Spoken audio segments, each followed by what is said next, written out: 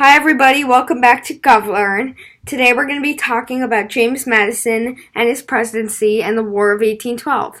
So he was Thomas Jefferson's Secretary of State, and his presidency had been pretty smooth until around 1811, where there had already been some, but it was escalating with the British, and American ships were being raided by the British, and their shipmen were being taken aboard the British ships and impressed into joining them. In 1812, the British declared war on the United States, and the United States declared war on Great Britain, and the War of 1812 began. It has often been called the Second War for Independence, and it was between Great Britain and the United States.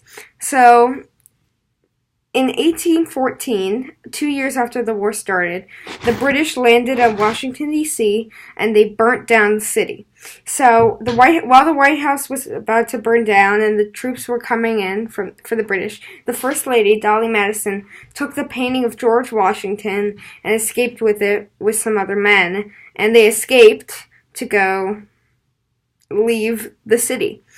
So, in 1814, around the same time, the national anthem was written for the United States, and the United States won at the Battle of New Orleans with Andrew Jackson in charge. So, that was the ending of the War of 1812, and following the presidency of James Madison was a Seminole War with travelers to Spanish Florida. And other than that, it was really peaceful, and his party was praised for his leadership, and his successor, James Monroe, succeeded him and was a very popular president for that. So he died on June 28th, 1836, and his last words were, "I always talk better lying down." So this is basically a humorous last words, and he died about a couple hours later, and he's buried at his family cemetery in Montpelier. So, that's in Virginia.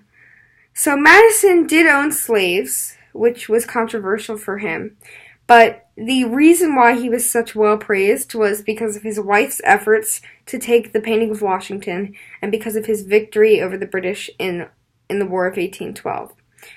So, that's it for James Madison's presidency.